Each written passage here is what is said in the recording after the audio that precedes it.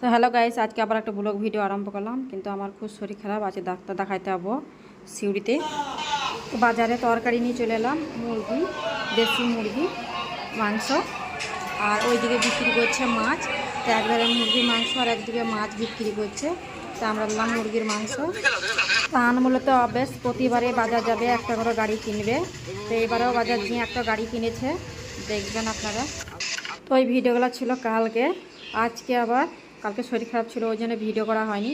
তো আজকে করবো ঝিঙে পোস্ত। তো ফার্স্টে আলুগুলো কেটে নিয়েছি, তারপরে এদিকে নিয়ে নিয়েছি ঝিঙে 500 গ্রামের মতন। তো ওই ঝিঙে গেলাই কেটে পরিষ্কার করে নেবো। তো এদিকে একটা করেছি, আর কত বাদ যেছে।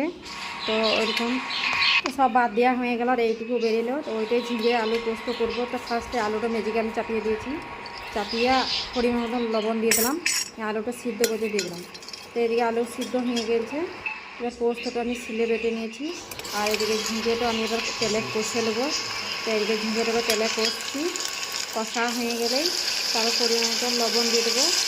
লবণ দিয়ে তো ঝিঙেটা কষে কষে একটু জল বেরোলে এবার আলুগুলো সিদ্ধ করা আছে, এই আলুটা দিয়ে কষে নেবো। কষে পরিমাণ মতন জল দিয়ে দেবো। তারপরে যে পোস্তটা বাটা আছে সে পোস্তটা দিয়ে দেবো। তো এদিকে আলুগুলো আমার দেওয়া হয়ে গেল। এবার আলুটাকে দিয়েও ভালো করে কষিয়ে নেবো।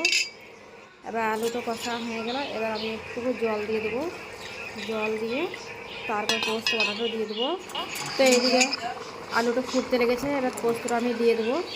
পোস্তটা দিয়ে তারপর যখন ফুটে যাবে তখন নামিয়ে রেখে দেবো। এদিকে আমার ঝিঙে পোস্ত ফুটতে লেগেছে, কত সুন্দর হয়েছে দেখুন আপনারা। আর এদিকে কালকে সিগনে ছিল, ওই সিগনেটাই গরম করে নিচ্ছি।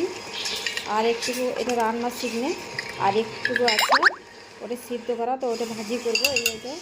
এটা ভাজি করে নেবো।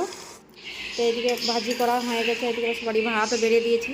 তো ভিডিওটি যদি ভালো লাগে লাইক শেয়ার কমেন্ট করবেন। তো এরকমভাবে ঝিঙে আলু পোস্ত করে রান্না করে দেখবেন, খুব সুন্দর খেতে হয়। কিন্তু আমাদের ছোটো থেকে আমার মারাও এভাবে রান্না করে আমাদেরকে দিয়েছে, তো খুব খেতে ভালো লাগে, ওই জন্য আমি করি।